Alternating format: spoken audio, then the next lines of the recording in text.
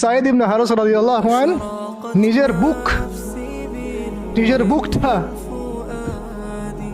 নিজের বুকটা নবী সাল্লাল্লাহু আলাইহি ওয়াসাল্লামের সামনে এইভাবে দিয়ে দিয়েছেন যে যতগুলো পাথর আসবে আমার গায়ে যেন লাগে, আমার নবীর গায়ে না লাগে। বুক যখন থেতলায় গেছে তখন পিঠ দিয়ে দিয়েছেন, ইয়া রাসূলুল্লাহ আপনার গায়ে একটা পাথর যেন না লাগে, আমার পিঠে লাগুক। এই সময়টা চিন্তা করেন, সাহাবীর কথা চিন্তা করেন, তাদের ত্যাগ তিতিক্ষার কথা চিন্তা করেন, ওই সময়ের সবরের কথা চিন্তা করেন।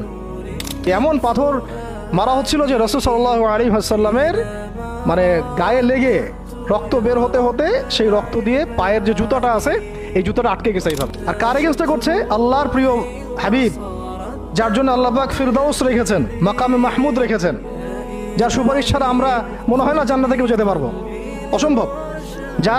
যার সুপারিশ ছাড়া বিচার শুরুই হবে না কিয়ামতের মাঠে, হিসাব নিকাশ শুরুই হবে না, জান্নাত তো বহুত দূরের কথা। জান্নাতের দরজাও খোলা হবে না, যিনি আগে না ঢোকা পর্যন্ত তাকে মানুষ সেভাবে মারা শুরু করলো। যখন চতুর্দিক থেকে রাস্তাটা বন্ধ মনে হচ্ছে তখন নবী সাল্লাল্লাহু আলাইহি ওয়াসাল্লাম তায়েফে গিয়েছিলেন, তায়েফের 3টা বড় বড় গোত্রকে দাওয়াত দিতে।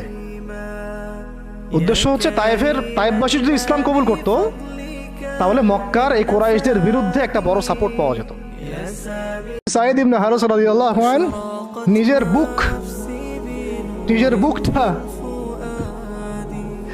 বুকটা নবী সাল্লাল্লাহু আলাইহি ওয়াসাল্লামের সামনে এইভাবে দিয়ে দিয়েছেন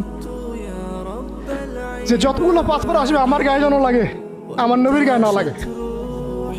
বুক যখন থেতলায় গেছে তখন পিঠ দিয়ে দিয়েছেন, ইয়া রাসূলুল্লাহ আপনার গায়ে একটা পাথর যেন না লাগে, আমার পিঠে লাগুক। এই সময়টা চিন্তা করেন, সাহাবীর কথা চিন্তা করেন, তাদের ত্যাগ তিতিক্ষার কথা চিন্তা করেন, ওই সময়ের সবরের কথা চিন্তা করেন। এমন পাথর মারা হচ্ছিল যে রাসূল সাল্লাল্লাহু আলাইহি ওয়াসাল্লামের মানে গায়ে লেগে রক্ত বের হতে হতে সেই রক্ত দিয়ে পায়ের যে জুতাটা আছে এই জুতাটা আটকে গেছে এইভাবে। আর কার এগেইনস্টে করছে? আল্লাহর প্রিয় হাবিব, যার জন্য আল্লাহ পাক ফিরদাউস রেখেছেন, মাকামে মাহমুদ রেখেছেন, যার সুপারিশ ছাড়া আমরা মনে হয় না জান্নাতে কেউ যেতে পারবো, অসম্ভব। যার সুপারিশ ছাড়া বিচার শুরুই হবে না কিয়ামতের মাঠে, হিসাব নিকাশ শুরুই হবে না, জান্নাত তো বহুত দূরের কথা।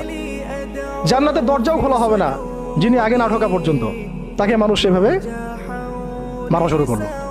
যখন চতুর্দিক থেকে রাস্তাটা বন্ধ মনে হচ্ছে তখন নবী সাল্লাল্লাহু আলাইহি ওয়াসাল্লাম তায়েফে গিয়েছিলেন, তায়েফের 3টা বড় বড় গোত্রকে দাওয়াত দিতে। উদ্দেশ্য হচ্ছে তায়েফবাসী যদি ইসলাম কবুল করত তাহলে মক্কার এই কুরাইশদের বিরুদ্ধে একটা বড় সাপোর্ট পাওয়া যেত।